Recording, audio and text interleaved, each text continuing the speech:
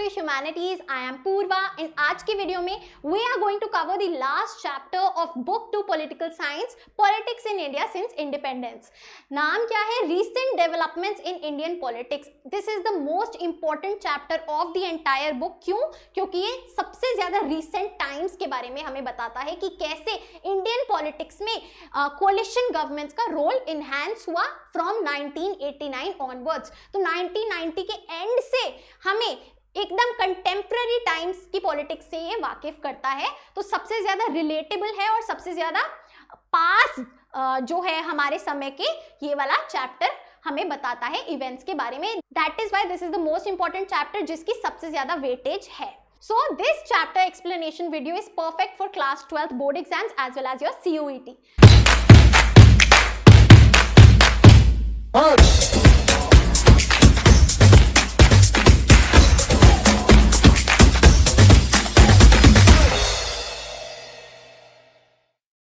चलते हैं.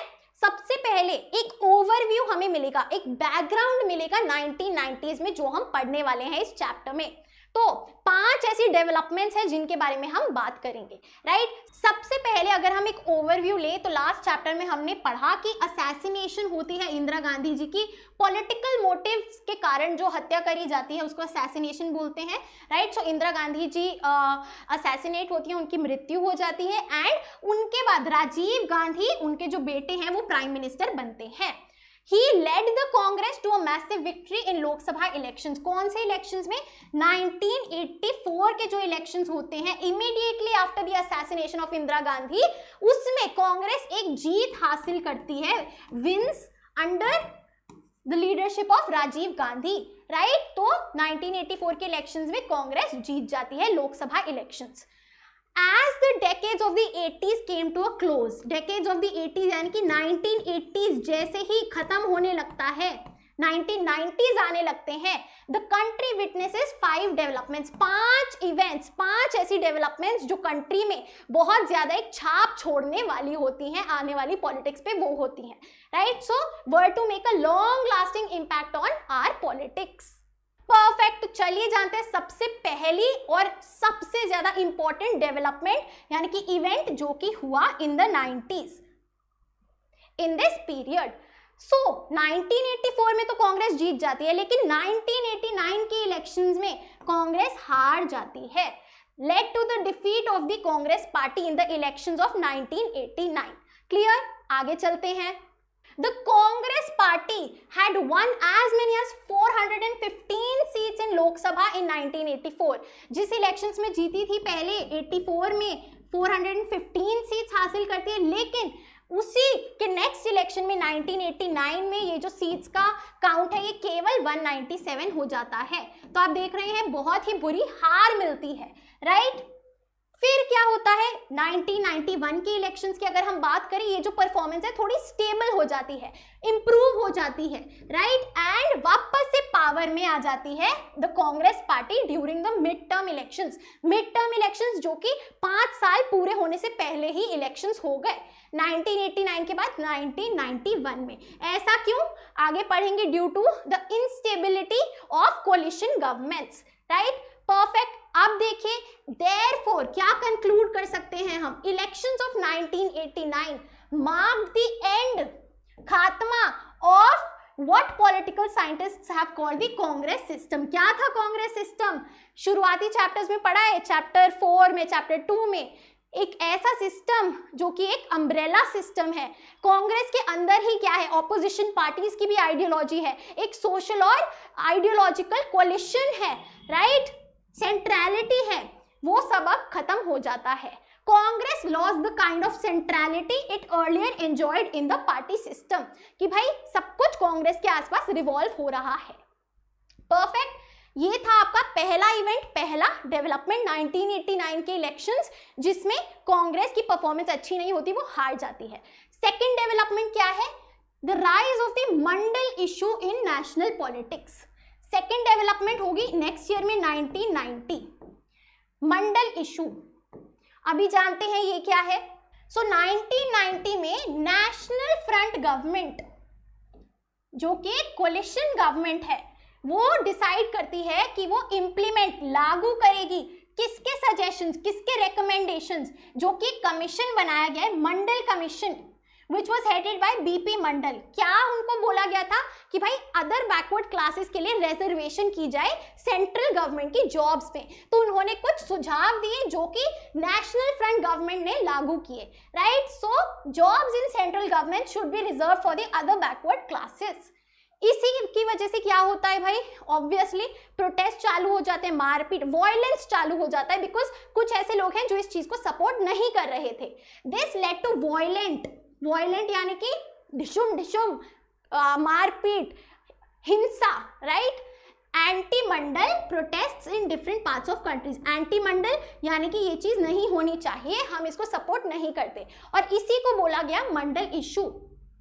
The dispute between the supporters and the opponents of OBC reservation, जो लोग सपोर्ट कर रहे हैं OBC रिजर्वेशन को और जो लोग उसके खिलाफ हैं, उनके बीच में जो डिस्प्यूट है, इसको क्या बोला गया, मंडल इशू।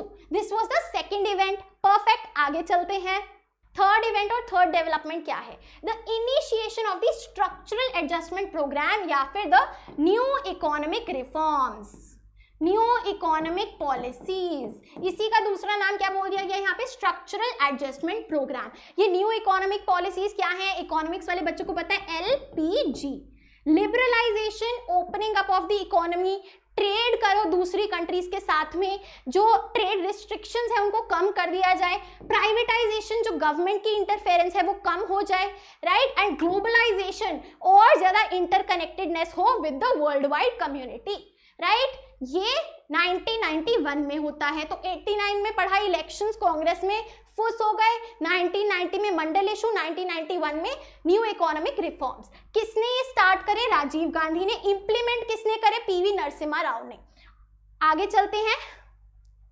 दिस रैडिकली यानी कि fastly, dramatically changed the direction that the Indian economy had pursued since independence। क्योंकि क्या है भाई, इंडियन इकोनॉमी काफी ज्यादा क्लोज थी, फिर इस पॉइंट पे आके उसे मैसिवली ओपन किया गया, तो जो डायरेक्शन है, जो ट्रैजेक्टरी है इंडियन इकोनॉमी की, वो भी बदल गई। Widely criticised by the various movements and organisations. बहुत सारे लोगों ने मूवमेंट्स किए, अगेन ऑर्गेनाइजेशंस ने इसको क्रिटिसाइज किया कि गलत है। जब भी आप कोई भी चीज, कोई भी गवर्नमेंट करेगी, चाहे वो पॉजिटिव हो नेगेटिव हो, क्रिटिसिज्म तो आएगा ही आएगा। आगे चलते हैं। फोर्थ इवेंट, फोर्थ डेवलपमेंट जो सभी जानते हैं, काफी रिलेटेड है कंटेम्प्रेरी आज के टाइम से, दिसंबर 1992 में होती है, demolition of the disputed structure at Ayodhya known as Babri Masjid. जब बाबरी मस्जिद को डिमोलिश यानी कि तोड़ा जाता है, जो कि अयोध्या राम जन्मभूमि में स्थित था, राइट। इससे क्या होता है भाई, symbolise and triggered various changes in politics of the country. काफी ज्यादा चेंजेस आते हैं, कम्युनल लाइंस पे वायलेंस शुरू हो जाता है, कम्युनल यानी कि रिलीजियस बेसिस पे, राइट। इसी टाइम को किससे एसोसिएट किया गया है, किसके साथ मैच किया गया है, the rise of BJP as a party उभरती है, and the politics of Hindutva is an ideology, right. And यहीं पे अब डिबेट्स होती हैं about Indian nationalism and secularism, कि इंडिया एक सेक्युलर कंट्री है जहां पे all religions are considered equal. इस चीज पे इस एपिसोड को लेके काफी डिबेट्स और डिस्कशंस होते हैं। लास्ट फिफ्थ डेवलपमेंट क्या है, जिसके बारे में हम आगे पढ़ेंगे, दैट इन May 1991 जब ये सब हो रहा था, तो राजीव गांधी का भी असैसिनेशन हो जाता है। पॉलिटिकल मोटिव की वजह से हत्या की जाती है by a Sri Lankan Tamil linked to LTTE। LTTE क्या है, liberation tigers of Tamil Eelam. जब हमने श्रीलंका में तमिल्स और सिन्हालास के बीच में कॉन्फ्लिक्ट पढ़ा इन योर बुक 1, तो LTTE का हमने जिक्र किया है, जो कि क्या है, एक ऑर्गेनाइजेशन है जो सपोर्ट करती है creation of a separate state for Sri Lankan Tamils, right, जिनको सिन्हाला कम्युनिटी सप्रेस करती है श्रीलंका में। तो ऐसे ही एक श्रीलंकन तमिल ने राजीव गांधी की हत्या करी, कब, when he was on an election campaign tour in Tamil Nadu, right। And फिर क्या होता है, इलेक्शंस ऑफ 1991 में कांग्रेस वापस से जो अपनी पोजीशन है, परफॉर्मेंस है, उसको बेहतर कर लेती है और सिंगल लार्जेस्ट पार्टी बन जाती है, जिसमें PV Narasimha Rao prime minister बनते हैं, जैसे हमने डिस्कस किया, राइट। अब इन्हीं सारे इवेंट्स को हम इन डिटेल में बात करेंगे इस मजेदार चैप्टर में। अगर आपको इन नोट्स की पीडीएफ चाहिए, डाउनलोड करना है, so you can visit on to our website. Affordably prices पे दोनों बुक्स के नोट्स आपको मिल जाएंगे। You can download it, hard copy निकाल के आप अच्छे से अपने नोट्स बना सकते हैं एंड इनसे रिवाइज कर सकते हैं। You simply have to go to www.humanities.in, India's first fully dedicated platform for class 12th humanities. यहाँ पे जाके आपको हमारे लाइव कोर्सेज भी मिल जाएंगे, चाहे वो पॉलिटिकल साइंस हो, हिस्ट्री हो, ज्योग्राफी हो, साइकोलॉजी हो या फिर इकोनॉमिक्स हो। You can also find our premium paid notes and साथ ही साथ फ्री नोट्स भी हर एक सब्जेक्ट के लिए अवेलेबल हैं। Simply click on courses and in detail in सब पे क्लिक करके आप और जानकारी ले सकते हैं। चलिए चलते हैं on to our first topic which is the era of coalitions. Coalition क्या होता है, जब कोई एक पार्टी क्लियर कट मेजोरिटी नहीं सिक्योर कर पाती तो वो बाकी पार्टीज के साथ मिलके एक कोलिशन गवर्नमेंट बनाती है, यानी कि वो सारे पार्टीज अपनी वोट्स और सीट्स इकट्ठी करके मेजोरिटी गवर्नमेंट बनाते हैं, तो उसको बोलते हैं कोलिशन, व्हेन 2 और more parties combine to form a government, right. तो इसी एक एरा के बारे में हम बात करेंगे जब केवल और केवल कोलिशन गवर्नमेंट्स के थ्रू जो है पॉलिटिक्स चली। चलिए, तो इलेक्शंस ऑफ 1989 जैसे हमने ओवरव्यू में पढ़ा, जो कांग्रेस पार्टी है वो हार जाती है, right. Defeat of the Congress party, it did not secure a clear majority votes, majority seats नहीं मिली। दैट इज वाई वो उन्होंने सोचा कि भाई ठीक है, हम ऑपोजिशन पार्टी फॉर्म करेंगे, हम गवर्नमेंट के ऑपोजिशन में बैठेंगे, राइट। अब क्या इसका मतलब है कि किसी और पार्टी ने मेजोरिटी सीट्स पाई? जी नहीं, कोई और सिंगल पार्टी भी मेजोरिटी सीट्स नहीं ला पाई। तो क्या होता है, नेशनल फ्रंट का जो एक अलायंस है वो कोलिशन बनाता है। इसमें कौन कौन इंक्लूडेड है? Janata Dal, right, Janata Dal leading party, ठीक है, and some other regional parties, कुछ रीजनल पार्टी जैसे कि डीएमके, असोम गाना परिषद, ठीक है, ऐसी पार्टीज मिलके जो है नेशनल फ्रंट कोलिशन बनाती हैं। इसको सपोर्ट मिलता है दो अलग अलग पार्टी से जो कि आइडियोलॉजिकली बहुत डिफरेंट होती हैं। कौन सी? BJP and the left front. Left front क्या है भाई? लेफ्ट फ्रंट एक अलायंस है अगेन उन सारी ही पार्टीज का जो लेफ्टिस्ट आइडियोलॉजी में बिलीव करते हैं, प्रो पुअर पार्टीज का, जैसे कि आपका communist party of India, Marxist, ऐसे करके काफी सारी पार्टीज। लेकिन ये सपोर्ट तो करती है, लेकिन ये बोलते हैं हम कोलिशन गवर्नमेंट का पार्ट नहीं बनेंगे, हम आपको बाहर से ही सपोर्ट करेंगे। And this leads to the formation of National Front government as a coalition government, right? So 1989 से 1990 तक National Front government पावर में होती है under VP Singh. Who is the Prime Minister? VP Singh.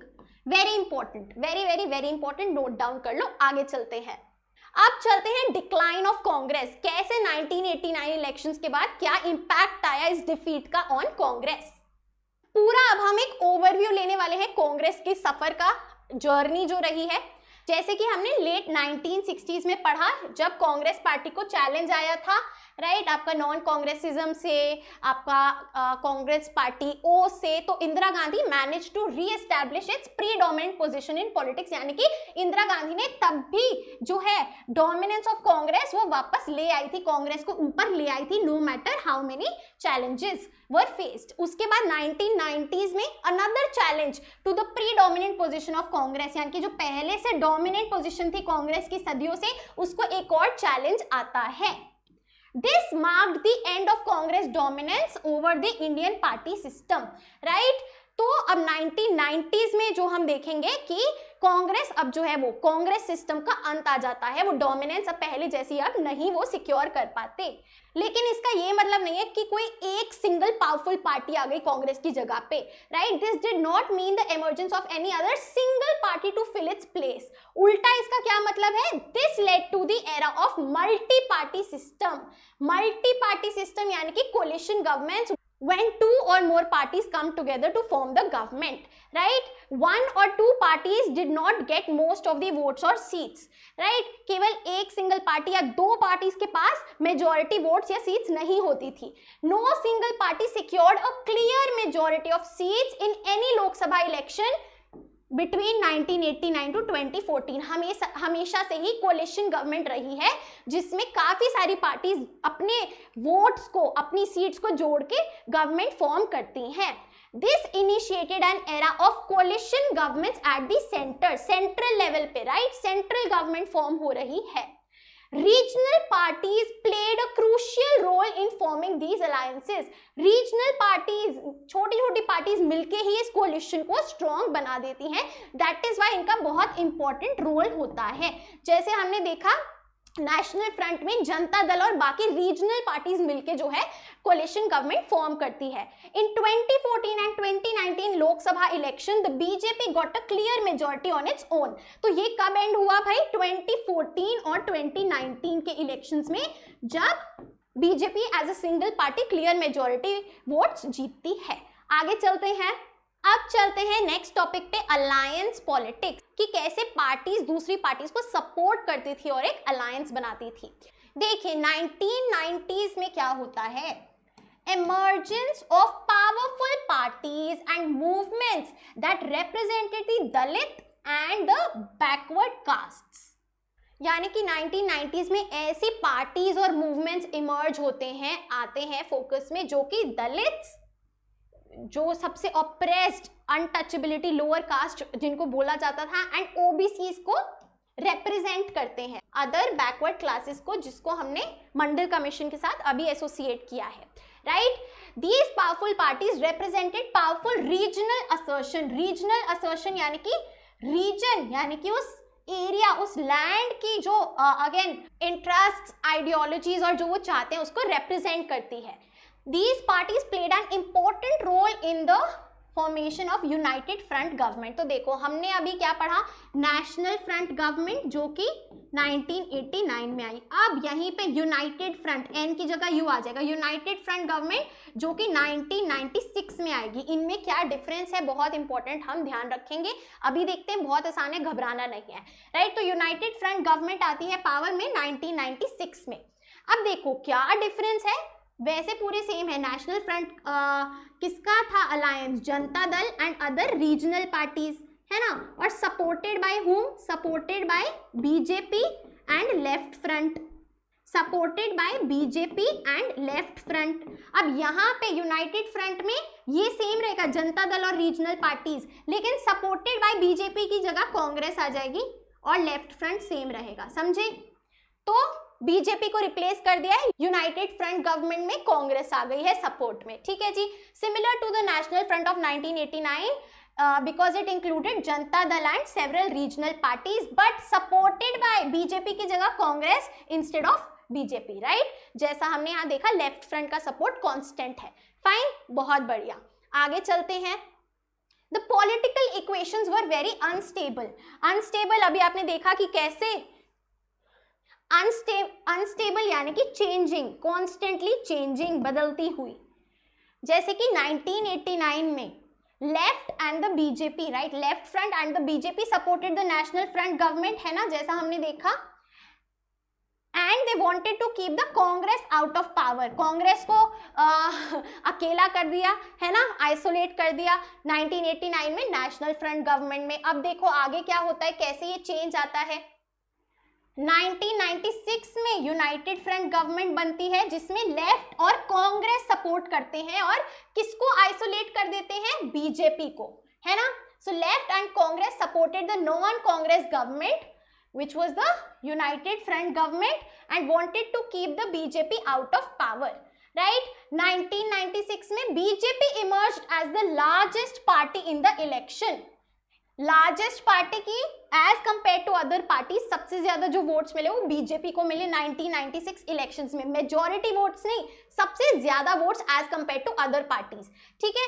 And वो क्या बोलती है कि चलो गवर्नमेंट बनाते हैं, लेकिन कोई भी उसका कोलिशन ज्वाइन नहीं करता, but most other parties were opposed to its policies. उसकी आइडियोलॉजी के साथ सब सहमत नहीं थे, ऑपोजिट थे, अपोज थे। BJP government that is Y could not secure a majority in the Lok Sabha, majority नहीं बन पाई, हालांकि सबसे ज्यादा बड़ी पार्टी वही थी 1996 इलेक्शंस में। तो किसकी कौन आती है पावर में 1996 में? यूनाइटेड फ्रंट गवर्नमेंट, जो कि जनता दल और बाकी रीजनल पार्टीज की कोलिशन होता है। May 1998 to June 1999, BJP finally comes to power by leading a coalition government. तो 1998 में 2 साल बाद बीजेपी की कोalition आती है। क्लियर है? चलिए, कब तक? 1 साल, 1999 तक।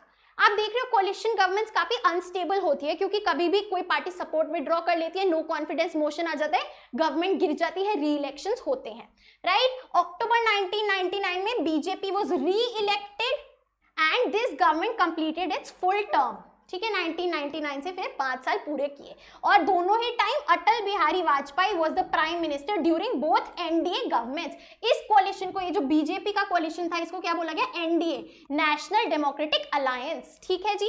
अब इसकी पूरी जो हम टेबल पढ़ेंगे, that is the most important and crucial part of this chapter. फिर क्या होता है? With the elections of 1989 a long phase of कोalition politics began in India. ये आपका क्वेश्चन आ जाता है that when did the era of coalition governments begin in India? तो that is 1989 onwards। ठीक है जी, लास्ट चैप्टर से है, राइट। और उसमें आपको ये सारा बताना है, जिसमें आपकी शुरुआत होती है नेशनल फ्रंट से, फिर यूनाइटेड फ्रंट, फिर NDA, right. Since then 11 governments at the centre either been coalition governments or minority governments supported by other parties which did not join the government, right? तो coalition government और minority government, ये क्या difference है भाई?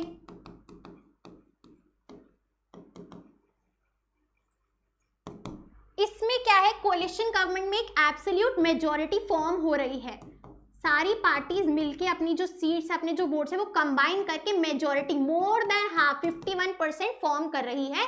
तो आगे जो भी डिसीजंस गवर्नमेंट लेगी वो पास हो जाएंगे। माइनॉरिटी गवर्नमेंट में क्या है? ऐसा कोई प्रॉपर कोलिशन नहीं है, नो वन इज बाउंड, कोई भी गवर्नमेंट का हिस्सा नहीं बन रहा है। वो क्या कर रहे हैं कि भाई जिस पार्टी ने, जैसे बीजेपी ने सबसे ज्यादा वोट्स लिए बट वो मेजॉरिटी नहीं थे, फॉर एग्जाम्पल बीजेपी ने 37 वोट्स मिले, ठीक है, और बाकी सारी पार्टीज को कम मिले 37 से, ठीक है, out of 100।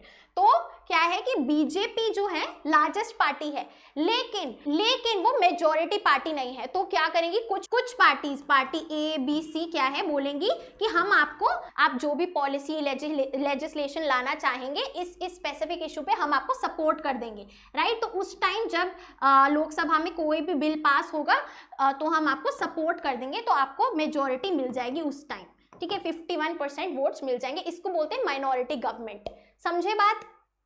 Which is supported by other parties, right. तो 1989 ऑनवर्ड्स भाई 11 गवर्नमेंट्स बदली, जिसमें से कुछ कोलिशन गवर्नमेंट्स थी, कुछ माइनॉरिटी गवर्नमेंट्स थी, राइट। ठीक है जी, perfect. Any government could be formed only with the participation or support of other parties, जो कि mostly regional parties, smaller parties होती थी। Examples: the National Front Government of 1989, United Front Government of 1996 and 97, NDA Government of 1997, BJP-led coalition 1998, NDA 1999, and UPA United Progressive Alliance of 2004 and 2009। इनकी अभी पूरी table in detail हम discuss करेंगे। This is the most crucial part. केवल ये page कर जाएंगे जो कि आपकी बुक का है, न्यू एनसीईआरटी में पेज नंबर 143, पुरानी एनसीईआरटी में पेज नंबर 179। जो पूरी टेबल गिवन है, that is the most important part. This trend changed in 2014 जब बीजेपी जो है मेजॉरिटी वोट्स ले आती है। क्लियर? 2014 और 2019 जो हमने बात करी। आ जाइए चैप्टर के सबसे इंपॉर्टेंट पार्ट पे, central government since 1989। This is the most important part. पूरा चैप्टर मत पढ़ो, बस ये पढ़ लो। आई वुड से आपके 80% जो चैप्टर से आता है यहीं से आता है, ठीक है जी, चाहे वो MCQ हो, आपके शॉर्ट आंसर्स हो, राइट। Central government since 1989। तो कौन सी गवर्नमेंट थी, कौन लीडर था, कैसी वो गवर्नमेंट थी, माइनॉरिटी थी, कोलिशन थी, क्या थी? एरा ऑफ कोलिशंस में आप ये बताएंगे। देखिए, सबसे पहले आती है 1989 में नेशनल फ्रंट गवर्नमेंट, जो हमने पढ़ी है ना, जो कि किसका अलायंस है? जनता Dal and other regional parties, है ना। Supported by home? Left front and BJP. Clear? So leader कौन थे? VP सिंह।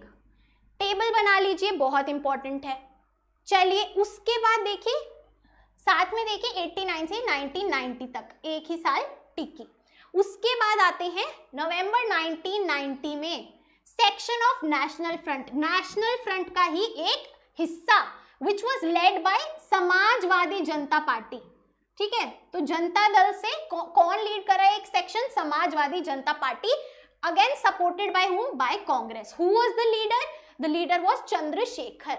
ठीक है, प्राइम मिनिस्टर वाज चंद्रशेखर 1990 से 1991 तक। ठीक है, जिस पे मैं स्टार लगाऊं, those are the most important and crucial ones. ठीक है, आगे चलते हैं।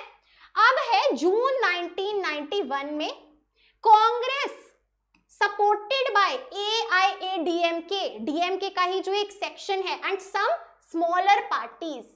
तो यहाँ पे 1991 में जो हमने पढ़ा कि वापस से जो परफॉर्मेंस है वो बेटर हो जाती है। 1989 में तो बहुत पुअर परफॉर्मेंस होती है कांग्रेस की, 1991 में बैलेंस हो जाती है। तो कांग्रेस आती है with the support of some regional parties. Clear है, जिसमें सबसे अहम है AIADMK। ठीक है, who was the leader? PV Narasimha Rao. PV Narasimha Rao. This was the time जब न्यू इकोनॉमिक पॉलिसीज को इंप्लीमेंट किया जाता है। क्लियर, बहुत बढ़िया। आगे चलते हैं। अब आती है मई 1996 की बीजेपी माइनॉरिटी गवर्नमेंट। ये यूनाइटेड फ्रंट नहीं है, ये एनडीए नहीं है, बीजेपी की माइनॉरिटी गवर्नमेंट, जो सबसे ज्यादा वोट्स तो लाई इस टाइम पे, राइट। लार्जेस्ट पार्टी तो बनी, लेकिन कोलिशन गवर्नमेंट में किसी को नहीं लिया, बाहर से ही सपोर्ट किया कि भाई जो भी आप लेजिस्लेशंस पॉलिसीज निकालेंगे हम सपोर्ट कर देंगे। ठीक है, राइट। सो 1996 मई में आती है बीजेपी माइनॉरिटी गवर्नमेंट, जो कि केवल जून तक टिकती है, 1 महीना। फिर आती है very important another coalition government June 1996 में, which is the united front government, जो कि क्या है, alliance of Janata Dal and other regional parties, supported by whom, BJP की जगह कांग्रेस आ गई है, राइट। यहाँ पे लेफ्ट फ्रंट और बीजेपी है, यहाँ पे कांग्रेस और लेफ्ट फ्रंट है। ठीक है जी, this is the united front government June 1996 to April 1997। Who is the leader? HD Deve Gowda. ठीक है, HD Deve Gowda is the leader. Also यहाँ पहले बीजेपी माइनॉरिटी गवर्नमेंट में कौन थे प्राइम मिनिस्टर? जैसे हमने पहले डिस्कस किया, अटल बिहारी वाजपेयी। क्लियर है, चलो नेक्स्ट चलते हैं। फिर अप्रैल 1997 में वापस से united front government with Congress support आ जाती है, राइट। 1998 तक चलती है। तो सबसे इंपॉर्टेंट नेशनल फ्रंट गवर्नमेंट, फिर यूनाइटेड फ्रंट गवर्नमेंट, बीच में आपका सेक्शन ऑफ नेशनल फ्रंट है, फिर कांग्रेस है और फिर बीजेपी माइनॉरिटी गवर्नमेंट है। आगे चलते हैं। अब मार्च 1998 से लेकर अक्टूबर 1999 तक और वापस से अक्टूबर 1999 से लेकर मई 2004 तक NDA, national Democratic alliance, which was led by भारतीय जनता पार्टी। बीजेपी को अब, पहले माइनॉरिटी गवर्नमेंट थी, अब क्या है, सपोर्टर्स मिल गए जिन्होंने क्या बना लिया, कोलिशन गवर्नमेंट बना ली। So NDA led by BJP. Who was the leader? Atal Bihari Vajpayee, जैसे हमने पढ़ा दोनों टर्म्स में ही, राइट, इन दोनों टर्म्स में भी। क्लियर। उसके बाद आती है united progressive alliance, UPA, led by the Congress from 2004 to 2014 under the prime ministership of Manmohan Singh. Clear, NDA, UPA, right, and finally May 2014 onwards National Democratic Alliance led by BJP, which was supported by some other regional parties, लेकिन majority जो seats है that are for BJP under the Prime Ministership of Narendra Modi.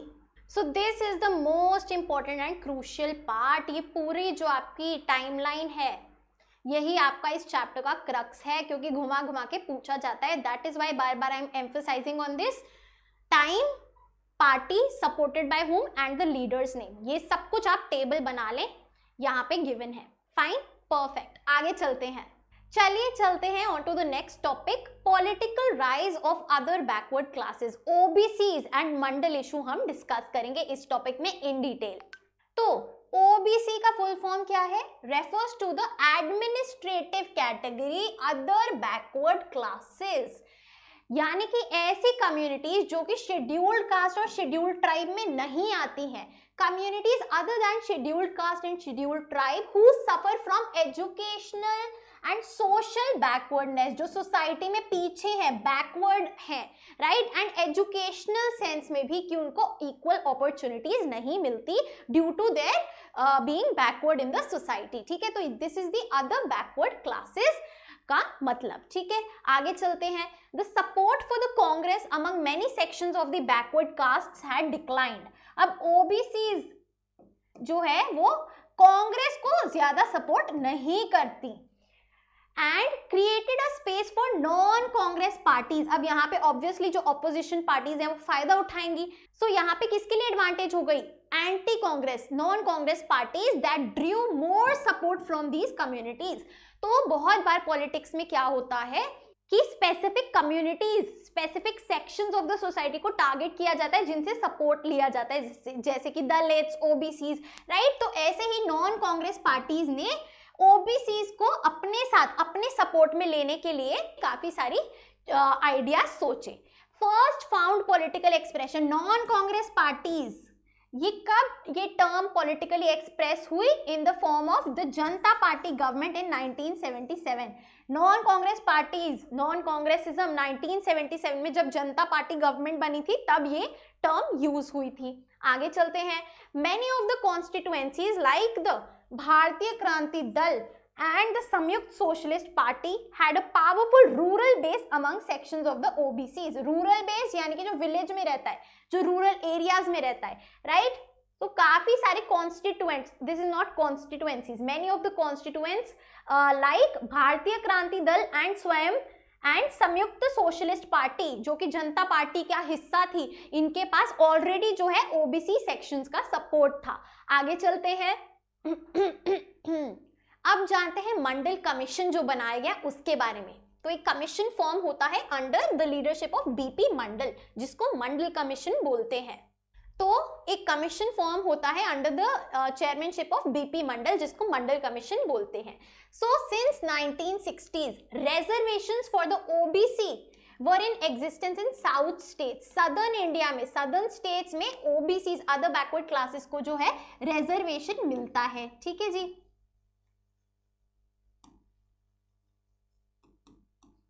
Not operative in north Indian states, लेकिन north India में ऐसा नहीं है।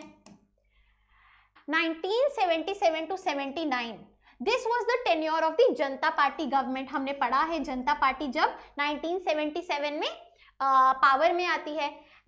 They raise the demand for reservation for backward castes in north India and at the national level, right, ठीक है। तो national level पे भाई सेंट्रल गवर्नमेंट्स में जो है इनको रिजर्वेशन मिले, राइट। तो this was initiated under the Janata government in 1977। कौन थे pioneer? The one who started this, Karpoori Thakur, then the chief minister of Bihar. He had introduced a new policy of reservations of OBC in Bihar, right. तो Bihar state government में जब इन्होंने ये state reservation start करी for OBCs, तब और ज्यादा ये जो है ये इशू हाईलाइट हुआ, right. So who was the Pioneer? The one who started this, Karpoori Thakur. Then in 1978 central government appointed a commission. कौन सा कमीशन? मंडल कमीशन। तो सेंट्रल गवर्नमेंट, यूनियन गवर्नमेंट जो है वो कमीशन अपॉइंट करती है। सेकेंड टाइम अपॉइंट हुआ है सिंस द इंडिपेंडेंस। ऑफिशियली क्या नाम था इस कमीशन का? Second backward classes commission. तो ये सेकेंड टाइम था जो ये ऐसा कमीशन अपॉइंट हो रहा था, इसीलिए इसको सेकेंड बैकवर्ड क्लासेस कमीशन बोला गया, राइट। एंड पॉपुलरली क्या बोला गया? मंडल कमीशन बुलाया गया। So this was the second backward classes commission, popularly known as Mandal commission. Clear है? परफेक्ट। आगे चलते हैं। As discussed this commission was named after the name of its chairperson Bindeshwari Prasad Mandal, जिसको हम शॉर्ट फॉर्म में बीपी मंडल भी बोलते हैं। Bindeshwari Prasad Mandal. Reasons for forming the commission, क्या रीजंस थे कमीशन को फॉर्म करने के? क्यों ये फॉर्म हुआ? Why was it formed? Number 1, to investigate the extent of educational and social backwardness among various sections of Indian society। कि क्या सच में एजुकेशनल और सोशल बैकवर्डनेस है, और अगर है तो किस हद तक है, क्या एक्सटेंट है, how much, right. Recommend ways of identifying these backward classes. तो भाई पहले इन्वेस्टिगेट, सेकेंड आइडेंटिफाई कि कौन है ये बैकवर्ड क्लासेस, कौन आएगा इस कैटेगरी में, and number 3 give its recommendations, ठीक है। तो number 3 recommendations on the ways in which this backwardness could be ended, ये खत्म हो सके, राइट। तो number 1 investigate, number 2 implement and number 3 recommend to end this. Clear है? चलिए आगे चलते हैं। फिर क्या होता है 1980 में, इन 1980 कमीशन गेव इट्स रेकमेंडेशंस। ये जो रेकमेंडेशंस की बात हुई कि कैसे हम इस बैकवर्डनेस को खत्म कर सकते हैं, क्या रेकमेंडेशंस थी ये? Number 1, backward classes should be understood to mean backward castes. तो ये जो क्लासेस और कास्ट टर्म है इसको इक्वेट किया गया और बोला गया कि बैकवर्ड क्लासेस को हम बैकवर्ड कास्ट समझेंगे क्योंकि सोशली है, ठीक है। क्लास एक इकोनॉमिक टर्म हो जाता है और कास्ट एक सोशल टर्म हो जाता है। Reserving 27% of seats in educational institutions and government jobs for these groups. तो क्या रेकमेंड किया गया कि 27% रिजर्वेशन मिलनी चाहिए सेंट्रल गवर्नमेंट लेवल पे, ठीक है जी, ये रेकमेंड किया गया। बाकी अदर रेकमेंडेशंस क्या थी? Land reform to improve conditions of OBCs, land reforms introduce करे जाएं और बेहतर कंडीशंस प्रोवाइड करी जाए फॉर अदर बैकवर्ड कास्ट्स और क्लासेस। क्लियर है? चलिए आगे चलते हैं। तो भाई ये रेकमेंडेशंस आते हैं 1980 में, ठीक है जी। अब उसके बाद ये जो जनता गवर्नमेंट है ये गिर जाती है। फिर अगस्त 1990 में नेशनल फ्रंट गवर्नमेंट डिसाइड करते हैं कि हम इसको लागू करेंगे, इंप्लीमेंट करेंगे, ठीक है जी। One of the recommendations of Mandal commission, कौन सी रिकमेंडेशन करेंगे लागू? Reservations for OBCs in jobs in central government and its undertakings, कि हम जॉब रिजर्वेशन दे देंगे भाई जो 27% बोला गया है। इसकी वजह से वायलेंट प्रोटेस्ट होते हैं, एजिटेशन होते हैं in many cities of north India because बहुत सारे लोग इसके अगेंस्ट थे, बहुत सपोर्टर्स भी थे। अब ये चीज जो है ये सुप्रीम कोर्ट में चैलेंज होती है एंड इसी को बोला गया है Indira Sawhney case, right. Very popular case जो कि इसी चीज को चैलेंज करता है सुप्रीम कोर्ट में, the reservation of OBCs at national level in the central government jobs. तो नवंबर 1992 में सुप्रीम कोर्ट का वर्डिक्ट आता है जो कि बोलता है दैट जो गवर्नमेंट का डिसीजन है वो सही है, right, upholding the decision of the government. So there were some differences among political parties about the manner of implementation, कि कैसे ये लागू होगा, किस तरीके से होना चाहिए, इसमें differences थे, अलग अलग opinion थे political parties के। लेकिन अब but now the policy of reservation for OBCs has support of all major political parties in the country। तो इसको हम लिख लेंगे consensus, ठीक है जी, कि सबने मिलके agree किया। फाइन, कंसेंसस, ये बाद में काम आने वाले इसीलिए लिखवा है, ठीक है। कहानी की तरह सब कुछ जान लिया, perfect. Talking about BP Mandal, the chairperson of this commission, he was an MP from Bihar during 67 to 70 and 77 to 79। He chaired यानी कि chairperson of the second backward classes commission, जिसने recommendations the for reservations of other backward classes, right। A socialist leader from Bihar, chief minister of Bihar for just 1 month and a half इन 1968। तो 1.5 महीने के लिए CM थे बिहार के and join the Janata party in 1977। Clear, perfect. आगे चलते हैं। अब बात करते हैं कैसे इसकी इंप्लीमेंटेशन हुई, मंडल इंप्लीमेंटेड, कैसे ये लागू हुआ। तो 1980s में जैसे कि हमने पढ़ा, जनता दल इस चीज को सपोर्ट करती है कि भाई ओबीसीज के लिए रिजर्वेशन होनी चाहिए एंड और ऐसे पॉलिटिकल ग्रुप्स को भी शामिल करती है इस सपोर्ट में, राइट, जो कि इस इशू को सपोर्ट कर रहे हैं। Now decision of the national front government to implement the recommendations of the Mandal commission helped in shaping the politics of other backward classes. तो इम्प्लीमेंट कौन करती है, कौन सी गवर्नमेंट? नेशनल फ्रंट गवर्नमेंट, जो हमने पढ़ी from the 1990s onwards, right। Intense national debate for यानी कि in favor and against यानी कि इसके खिलाफ, किसके? reservation in jobs के खिलाफ होती है। This made people from the OBC communities more aware of this identity, right। लोग और ज्यादा aware हो गए अपनी इस identity के बारे में।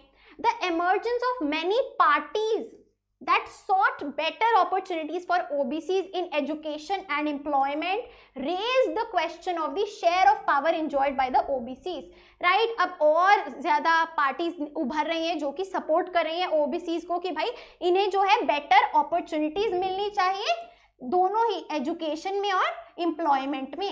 इसकी वजह से अब किस चीज पे क्वेश्चन उठ रहा है? Share of power.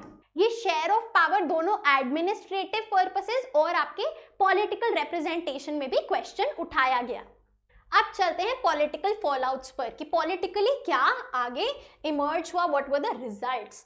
यहाँ देखिए 1980 में there was a rise of political organisation of the Dalits यानी कि scheduled caste, right, scheduled caste people की पॉलिटिकली वो ऑर्गेनाइज हुए, may be they formed a party, एक ऑर्गेनाइजेशन। देखते हैं जरा, जैसे कि 1978 में backward and minority communities employment federation, जिसको बैमसेफ बोलते हैं, वो बनाई गई थी। So BAMCEF was formed in which year 1978, backward and minority communities employees federation, right. अब ये कोई ऑर्डिनरी ट्रेड यूनियन नहीं है गवर्नमेंट एम्प्लॉयज का, ये क्या है, they took a strong position in favor of political power to the बहुजन यानी कि people who are considered to be backward and minorities।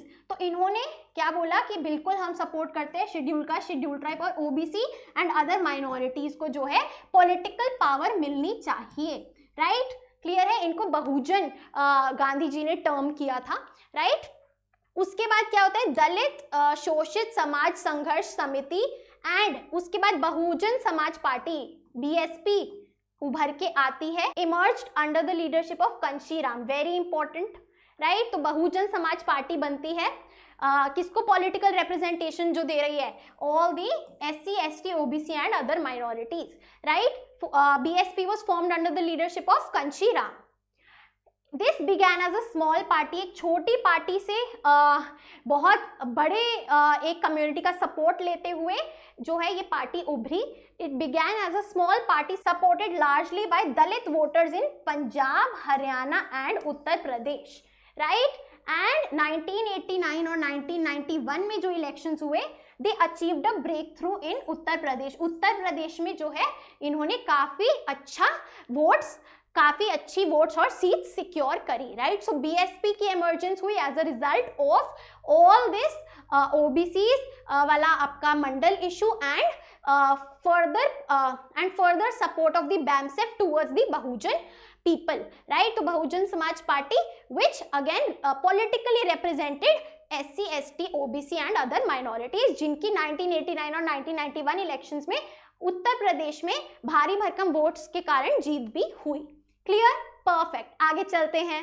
So BSP under Kanshi Ram's leadership was an organization based on pragmatic politics, pragmatic यानी कि practical।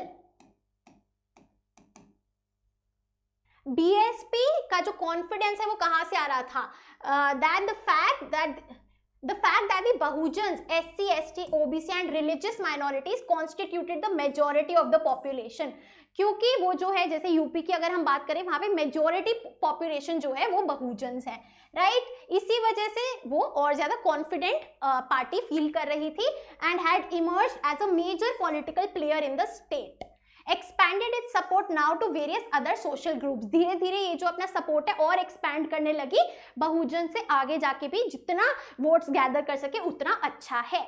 In many parts of India Dalit politics and OBC politics have developed independently, अलग अलग separately भी, and often are in competition with each other। जरूरी नहीं है बहुजन साथ में ही जो है पॉलिटिकल पार्टी फॉर्म करके गैदर करे वोट्स, इनमें भी फर्दर जैसे दलित पॉलिटिक्स और OBC पॉलिटिक्स में डिफरेंस आ रहा है in different parties.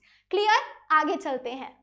Talking about कंशीराम, proponent यानी कि supporter of Bahujan empowerment and founder of the BSP Bahujan Samaj party, left his central government job for social and political work, founder of BAMSEF, DS4 and finally BSP in 1984। ये DS4 क्या है जो अभी पहले पढ़ा हमने, दलित शोषित समाज संघर्ष समिति, right. Astute political strategist, he regarded political power as master key of attaining social equality। अब यहाँ पे ये डबल कोट्स में CUET में पूछ लिया जाएगा भाई, who regarded political power as a master key of attaining social equality, तो आंसर क्या होगा, कंशीराम जी। क्लियर है, he is credited with Dalit resurgence in North Indian states, resurgence यानी कि increase, ठीक है। क्लियर है, return of the Dalits in north Indian states, ठीक है। So this was all about Kanshi Ram. आगे चलते हैं। आगे चलते हैं on to our next topic, communalism, secularism and democracy. Communalism based on religious lines, secularism equality of all religions and democracy a government for the people, of the people, by the people. तो इधर हम कई सारे events पढ़ने वाले हैं विच took place, जिससे जो है बीजेपी का राइज और एम्फसाइज हुआ, राइट। तो काफी सारे इंटरेस्टिंग और इंपॉर्टेंट इवेंट्स हैं जो कि एक स्टोरी फॉर्म में हम पढ़ेंगे, राइट। सबसे पहले एक ओवरव्यू ले लेते हैं, इमरजेंसी के बाद कौन सी गवर्नमेंट आई and how did the Bharatiya Janata party came to be establish. तो aftermath of the emergency Bharatiya Jan Sangh, जो भारतीय जनसंघ था वो मर्ज हो जाता है into the Janata party, right. Janata party में भारतीय जनसंघ मर्ज हो जाता है, जिसके बाद जो है जनता पार्टी की फॉल होती है और फर्दर स्प्लिट हो जाता है, right, and it's further breakup. आगे देखिए 1980 में, it is in the year 1980 that जो सपोर्टर्स हैं, जो पहले जनसंघ था उसके जो पहले सपोर्टर थे अर्शवाई यानी कि earlier, right, supporters of earlier Jana Sangh formed the Bharatiya Janata Party. So BJP was formed in the year 1980। Clear है, परफेक्ट। अब बीजेपी के अगर हम कुछ पॉइंटर्स स्टडी करें तो सबसे पहले आएगा that it embraced Gandhian socialism. Gandhian socialism is based on the Gandhian ideology. Socialism यानी कि अ क्लासलेस सोसाइटी, इकोनॉमिक डिविजन्स ना हो, वेलफेयर ऑफ ऑल हो, राइट। इसको जो है सर्वोदय भी बोलते हैं, राइट। एंड आगे देखिए इनिशियली जो है भारतीय जनता पार्टी को ज्यादा सक्सेस नहीं मिली in the 1980 and 84 elections, and लेकिन comparatively as compare to Jan Sangh काफी इन्होंने ब्रॉडर अप्रोच रखी, ब्रॉडर पॉलिटिकल एजेंडा अपना टारगेट किया instead of a narrow ideology, right. अब देखिए after 1986 the BJP began to emphasise the Hindu nationalist element in its ideology. अब 1986 में और अपना जो आइडियोलॉजी है उसको ब्रॉडन करने के लिए और ज्यादा वोटर्स को अट्रैक्ट करने के लिए यहाँ पे हिंदुत्व एक आइडियोलॉजी है उसका इस्तेमाल किया गया। हिंदुत्व क्या है, इसको बोलते हैं मीनिंग हिंदूनेस। हिंदूनेस ये किसने डिफाइन करी, वी.डी. सावरकर ने, right, defined by its originator V D. Savarkar as a basis of Indian nationhood, right, कि अगर आप इंडिया का पार्ट हैं तो आपको जरूर इस आइडियोलॉजी को फॉलो करना चाहिए। अभी इन डिटेल इसको आगे पढ़ते हैं। चलिए जरा हिंदुत्व आइडियोलॉजी को क्या बोला गया देखिए। Hindutva basically meant that to be members of the Indian nation, अगर आप इंडिया का पार्ट बनना चाहते हैं, सिटीजन बनना चाहते हैं, everyone must not only accept India as their fatherland, आपको इंडिया को अपनी पितृभू तो मानना ही पड़ेगा, फादरलैंड तो मानना ही पड़ेगा, साथ ही साथ होली लैंड भी मानना पड़ेगा, राइट, पुण्यभू, राइट, एक सेक्रेड लैंड, होली लैंड, ठीक है। चलिए जी, और क्या जो हिंदुत्व में बिलीव करते हैं वो क्या बोलते हैं that a strong nation can be built only on the basis of a strong and United national culture. एक सब सेम कल्चर फॉलो कर रहे हैं पूरे नेशन में तो वो एक स्ट्रॉन्ग नेशन बिल्ड हो सकता है, और केवल हिंदू कल्चर जो है वो ये प्रोवाइड करता है, ये बेस, ऐसा बोला गया। क्लियर है, आगे देखिए। अब हम आते हैं ऐसे दो events which are associated with the politics of BJP and Hindutva as an ideology. तो टू डेवलपमेंट्स यानी कि टू इवेंट्स के बारे में हम बात करेंगे around 1986 which became central to the politics of BJP as a Hindutva party. सबसे पहला इवेंट है the Shah Bano case, very important, 1985। Shah Bano कौन थी, she was a 62-year old divorced Muslim women जिन्होंने मेंटेनेंस के लिए केस फाइल किया अपने फॉर्मर पहले हस्बैंड को, राइट। सुप्रीम कोर्ट ने उनके फेवर में यानी कि उनके हित में डिसीजन लिया शाह बानो के फेवर में कि बिल्कुल जो आपको मेंटेनेंस है वो मिलेगी। अब क्या है यार, ये जो आपका डिवोर्स, मैरिज, गार्डियनशिप, प्रॉपर्टी, ये सारे जो हैं पर्सनल लॉ के सब्जेक्ट्स होते हैं, तो ये मुस्लिम पर्सनल लॉ के अंडर फॉल करता है। तो उसी के कॉन्ट्रास्ट में जो ऑर्थोडॉक्स यानी कि ट्रेडिशनल मुस्लिम्स थे, उन्हें लगा कि यार ये सेंट्रल गवर्नमेंट हमारे पर्सनल लॉ में इंटरफेयर क्यों कर रही है, राइट। और इसीलिए अब क्या हुआ, इन्हीं के फेवर में, इन ऑर्थोडॉक्स मुस्लिम लीडर्स के फेवर में कांग्रेस ने जो सेंट्रल गवर्नमेंट है वो पास करती है मुस्लिम women protection of rights on divorce act 1986। तो एक एक्ट पास होता है जिसमें ये जो डिसीजन है जो सुप्रीम कोर्ट ने लिया कि शाह बानो को मेंटेनेंस मिलेगी वो रद्द हो जाता है, नल्लीफाई हो जाता है, इनवैलिड हो जाता है। और ये जो ऑर्थोडॉक्स मुस्लिम लीडर्स हैं जिनको लगा कि भाई आपने इंटरफेरेंस किया है मुस्लिम पर्सनल लॉ में, उनको सेटिस्फाई करने के लिए गवर्नमेंट ये करती है। So Muslim women protection of rights on divorce act 1986 nullified यानी कि इनवैलिड कर दिया सुप्रीम कोर्ट का judgement in the Shah Bano case, and opposed and obviously this was opposed by many women's organizations, many Muslim groups and most of the intellectuals who were happy with the government's with the Supreme Court's decision that maintenance was being given to Shah Bano। तो अब इन्होंने क्या किया, वो मुस्लिम Orthodox के favour में ये act निकाल दिया सेंट्रल गवर्नमेंट ने। कौन था? पीएम राजीव गांधी। ठीक है जी, चलिए। सो ऑब्वियसली अब बीजेपी जो अपोजिशन पार्टी है वो भी क्रिटिसाइज करेगी जो गवर्नमेंट ने किया है, तो कांग्रेस गवर्नमेंट के इस डिसीजन को बीजेपी भी क्रिटिसाइज करती है, एंड बोला गया that it is an unnecessary concession. Concession यानी कि फेवर, बेनिफिट जो कि दिया गया है, and appeasement of the minority community, फालतू में आपने अग्री किया which was not required to the opponent, right. चलिए आगे चलते हैं। Now let's move on to the second event, Ayodhya dispute, जिसको बाबरी मस्जिद डिस्प्यूट भी बोलते हैं। चलिए जरा देखिए, काफी ज्यादा रेलेवेंट है, अभी रिसेंटली भी इस पे जो है जजमेंट आया था। चलिए, so this is the second development, second event. अब क्या होता है, Faizabad district court, Faizabad is a city in Ayodhya, Uttar Pradesh, right. जो डिस्ट्रिक्ट कोर्ट है वो क्या बोलता है भाई, फरवरी 1986 में बोलता है कि जो बाबरी मस्जिद है उसके लॉक्स खोल दिए जाएं, राइट।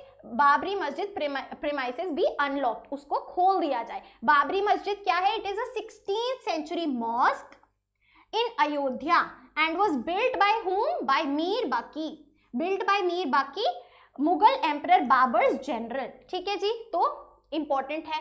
अब क्या है यार, हिंदूज मानते हैं कि it was built after demolishing a temple of Lord Ram. अब देखिए, जब मुगल्स आए तो सभी ने पढ़ा भी है और जानते भी है कि काफी सारे हिंदू टेम्पल्स को उन्होंने डिस्ट्रॉय किया।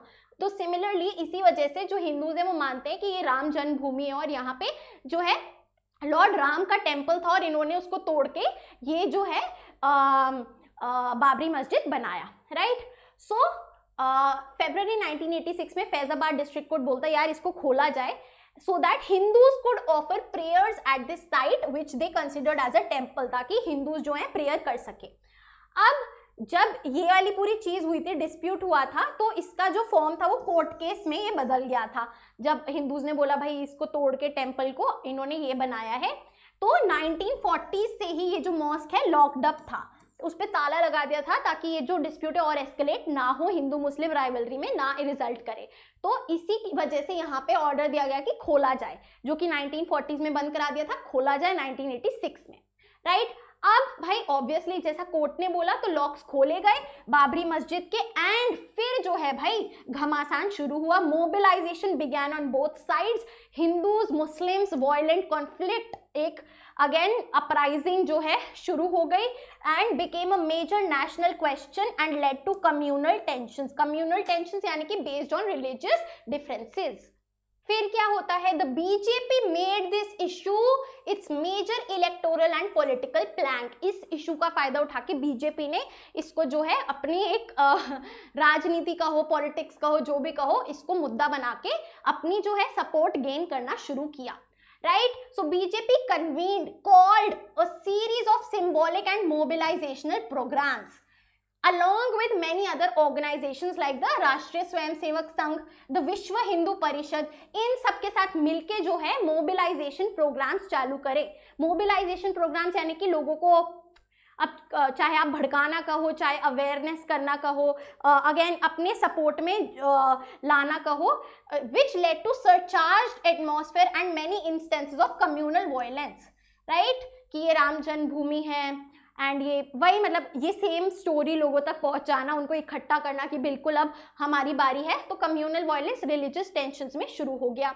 BJP in order to generate public support took out a massive march called the Rath Yatra from Somnath in Gujarat to Ayodhya in UP. So इसी के रिजल्ट में टू गैदर सपोर्ट, अगेन कि public support कौन कौन साथ है, तो एक रथ यात्रा निकाली गई from Somnath in Gujarat to Ayodhya in UP, इसी एपिसोड को लेके। क्लियर है? So this was the second event. आगे चलते हैं। अब चलते हैं भाई कब डिमोलिशन हुआ बाबरी मस्जिद का और उसके बाद क्या होता है। तो देखिए दिसंबर 1992 में organization supporting the construction of the temple organize a kar seva, right. Kar seva यानी कि भाई जो भी ये राम मंदिर बनाना चाहता है आके सेवा के रूप में बनाना इसको शुरू कर सकता है। So this is a voluntary service, जो चाहता है वो खुद आके, जो डिवोटीज हैं they can build the Ram temple, उसमें हेल्प कर सकते हैं बिल्डिंग में, राइट। तो कार सेवा शुरू करी गई इन दिसंबर 1992। अब सिचुएशन और ज्यादा टेंस हो गई all over the country and especially at Ayodhya in UP. क्यों भाई?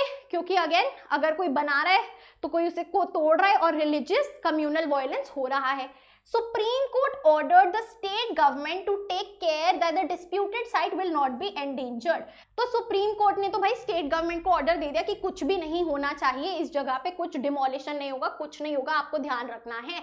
लेकिन लोगों के आगे किसकी चलती है? 6 दिसंबर 1992 को thousands of people gathered, इकट्ठा हुए from all over the country at Ayodhya and उन्होंने ये जो मॉस्क है, जो बाबरी मस्जिद है, उसको मिलके तोड़ दिया, डिमोलिश कर दिया, which again led to clashes between the Hindus and Muslims, right। दोनों फेथ को एक दूसरे पे दोनों को लगा कि हमारी फेथ पे जो है वायलेंस हुआ है, right। Then in January 1993 violence in Mumbai erupted again and continued for over 2 weeks। तो ये series of communal violence था जो कि एक एपिसोड से, एक इवेंट से ट्रिगर होते गया, right। आगे चलते हैं। Now what were the series of other developments after events at Ayodhya? Ayodhya के बाद क्या क्या series of events हुए? State government with the BJP as the ruling party was dismissed by the center। तो भाई यूपी में बीजेपी की सरकार थी, वो सेंटर ने डिसमिस कर दी गई। क्यों भाई? एक तो इतने लार्ज स्केल कम्युनल वायलेंस हो रहे हैं, ऊपर से भाई जो सुप्रीम कोर्ट कह रहा है उसका भी आप कुछ कर नहीं रहे हैं follow, right. A case against the chief minister of Uttar Pradesh who was Kalyan Singh was registered in the Supreme Court for contempt of court, क्योंकि उन्होंने सुप्रीम कोर्ट का ऑर्डर नहीं माना, right। Other states where the BJP was in power were also put under president's rule, ताकि वहां पे जो है ये series of conflict, ये violence वापस शुरू ना हो जाए। तो all BJP ruled states were put under president's rule। आगे क्या हुआ? The BJP officially expressed regret over the happening at Ayodhya and central government appointed a commission to investigate into the circumstances leading to the demolition of the mosque। की क्या reason था, कैसे कैसे चीजें इतनी बदतर हुई कि उस मॉस्क को डिमोलिश कर दिया गया। तो एक कमीशन अपॉइंट हुआ, right. Commission was appointed, clear है। Again, Kalyan Singh, he had given an undertaking that the disputed structure will be protected, जैसा सुप्रीम कोर्ट ने बोला था, इसीलिए उनके खिलाफ भी कंटेम्प्ट ऑफ कोर्ट रजिस्टर हुआ। तो क्या क्या हुआ एज ए रिजल्ट? बीजेपी को यूपी में डिसमिस कर दिया गया, सीएम को अगेन जो है case was filed, other BJP ruled states were put under president's rule and the central government appointed a commission to investigate into this matter. Perfect. चलिए, most political parties condemned the demolition, condemned यानी कि criticized, were not in favor, right, opposed, कि ऐसा नहीं होना चाहिए था। Declared this was against the principles of secularism, ये secularism के खिलाफ है। India is a secular nation, हमारे preamble में mentioned है भाई, क्या क्या mentioned है? Democratic, socialist, secular republic, right. तो सेक्युलरिज्म यानी कि equality of all religions, all religions are equal, right. ये जो है इसके तो खिलाफ ही लगा ये जो एपिसोड था। Led to a serious debate over secularism in India and posed the kind of questions our country faced immediately after partition. जो पार्टीशन के बाद के क्वेश्चंस थे कि क्या होगा आगे यूनिटी का, right, how to maintain this secularism, ये सब उठने लगे, right. A debate about using religious sentiments for electoral purposes started, कि क्या एक पॉलिटिकल पार्टी को रिलीजियस सेंटिमेंट्स का इस्तेमाल करना चाहिए वोट्स गैदर करने के लिए, इस पे भी जो है डिबेट शुरू हो गई। क्या क्या क्वेश्चंस थे जो पार्टीशन के बाद हमारे दिमाग में आए थे कि was India going to be a country where the majority religious community dominated the minorities? Would India continue to offer equal protection of law and equal citizenship rights to all Indians respective of their religion? तो क्या India एक secular nation होगा या फिर एक Hindu majority, Hindu dominated nation होगा जिसमें minorities को सप्रेस किया जाएगा, राइट। अगेन ये जो थिंकिंग है, ये जो क्वेश्चंस है वो पोज होने लगे। Now let's move on to the next topic, emergence of a new consensus. New consensus यानी कि consensus का मतलब है ऐसी issues जिस पे सब agree कर रहे हैं, right? So no more opposition, only a general agreement between different political parties. थोड़ा सा summarize कर लेते हैं जो हमने cover किया है. तो पहले summarization ही है इसमें. That period after 1989 के बाद क्या दिखाया गया? Decline of Congress and the rise of BJP, है ना जी. And this can be understood through the electoral performances of the Congress and BJP की कैसे इलेक्शंस में उन्होंने रिजल्ट लाए. So party position, number of seats won in Lok Sabha, आप देख सकते हैं 1984 में कांग्रेस की 415 सीट्स थी और बीजेपी की केवल 2. 1989 में कांग्रेस की 197, बीजेपी की अराउंड 85. 1991 में 244 221, यहाँ पे ऑलमोस्ट बैलेंस आ गया है. 1996 में यहाँ 140 कांग्रेस की गिर गई है और बीजेपी की 160 बढ़ गई है.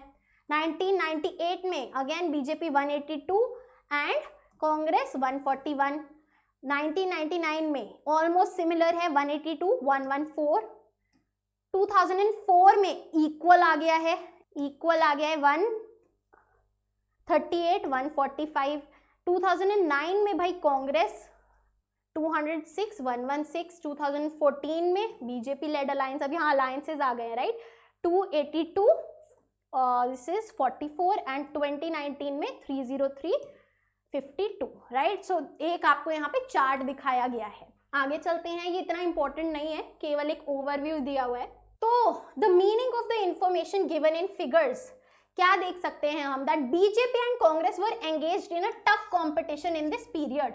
टफ कंपटीशन है दोनों में भाई, राइट, टक्कर की वॉर है. The votes polled by the two parties Congress and BJP do not add up to more than 50%. अब यहाँ पे देखो यार, ये क्या है? These are the percentage of vote share, right, कितने कितने इन्हें वोट्स मिले. बीजेपी येलो वाला है और कांग्रेस रेड वाला है, राइट. तो 7.4, 11.4, 20.1, 20.3, 25, 23, 22, 18, 31, 37. ये आप देख सकते हो, किसी का भी यार 50 के आसपास भी नहीं है, राइट. यहाँ पे एक बार दिख रहा है 48.1, राइट. तो किसी का भी मोर देन 50% ये मेजोरिटी नहीं है. The seats won by them too do not add up to more than half of the seats in the Lok Sabha. तो क्लियर कट मेजोरिटी किसी ने भी नहीं पाई इस पीरियड में, राइट. आगे देखिए, फिर ऑब्वियसली कोalition के बीच में ये जो है लड़ाई है. Parties that exist today are neither part of Congress family of parties nor part of Janata family of parties. This political competition during the 90s is divided between the coalition led by BJP and coalition led by Congress. Again, this is kind of a conclusion. आगे चलते हैं, Lok Sabha elections of 2004 को जानते हैं थोड़ा गहराई में, थोड़ी डिटेल में. Elections of 2004, Congress party too entered into coalitions in a big way, right. तो कांग्रेस की भी कोलिशन आ गई. NDA was defeated, National Democratic Alliance हार गई थी 2004 में. A new coalition government led by the Congress known as the UPA, United Progressive Alliance came to power. तो एनडीए की फॉल के साथ यूपीए इन 2004 पावर में आती है. Received support from the left front parties. Clear? Congress party witnessed the partial review of Congress party could increase its seats for the first time since 1991. तो 2004 में जाके एक रिवाइवल सा आया, राइट. ज्यादा डिफरेंस नहीं था between the votes polled by Congress and its allies and the BJP and its allies. So neck to neck almost competition था. After the 1990s, political process that are unfolding around show the emergence of broadly 4 groups. तो 4 तरीके के आप majorly political parties देख सकते हो after the 1990s. देखिए, left front parties, parties in coalition with Congress, parties in alliance with BJP, right, and other parties who are not part of any of these 3, right, other छुटमुट parties. एक coalition BJP का, एक कांग्रेस का, एक left front parties जो support कर रही हैं किसी एक को, एंड अदर छुटमुट पार्टीज. ठीक है जी. चलिए अब आते हैं मोस्ट इंपॉर्टेंट पार्ट पे, ग्रोइंग कंसेंसस. क्या ऐसी चीजें, क्या ऐसे इश्यूज हैं जिसपे सबका एक जनरल अग्रीमेंट है, और ये कई बार पूछा जाता है पॉइंट्स में, that what are the growing consensus. Mention any 4 points of growing consensus after 1990s among different political parties. So this is an important topic, last topic है लेकिन important है, points में पूछ लिया जाता है तो ध्यान देंगे सभी. On many crucial issues, a broad agreement has emerged among most parties. क्या है ये 4 एलिमेंट्स जो सब जिससे वाकिफ है, सब जिसको अग्री कर रहे हैं, एक काइंड ऑफ सभी का अग्रीमेंट आ गया है. सबसे पहला agreement on new economic policies है ना जी. Most political parties are in support of the new economic policies LPG. They believe that these policies would lead the country to prosperity and a status of economic power in the world. कि इससे जो economy है वो boost ही होगी, right. तो सबसे पहला consensus. Second क्या है, acceptance of the political and social claims of the backward caste, कि ठीक है भाई ओबीसीज को भी जो है रिजर्वेशन देनी चाहिए, इस पे भी सबने एक्सेप्टेंस कर ली है. मैंने वहां लिखवाया था ना कंसेंसस, इसीलिए लिखवाया था that acceptance of political and social claims of backward caste has been accepted by generally all political parties. So all political parties now support reservation of seats for backward classes in education and employment, also willing to ensure that OBCs get adequate share of power, यानी कि political representation भी मिले, right? चलिए third देखते हैं. Third is the acceptance of the role of state level parties in governance of the country, कि भाई regional parties जो हैं उनमें भी दम है, they can make or break a coalition government. State level parties are sharing power at the national level. The distinction between state level and national level parties is fast becoming less important. अब फर्क नहीं पड़ा आप एक national party और state party हो, क्योंकि coalition government में केवल आपको वोट्स चाहिए, right? So that is why state level parties have played a central role in the country's politics of last 20 years or so. आप देख ही सकते हो in making or breaking a coalition government, right? And finally the fourth point of consensus is the emphasis on pragmatic consideration. Pragmatic यानी कि practical, जो हो सके, rather than ideological positions, कहने की, ख्यालों की, आइडियाज की नहीं, जो असल में चेंज हो सके, जो हो सके, लागू हो सके. And political alliances without ideological agreement.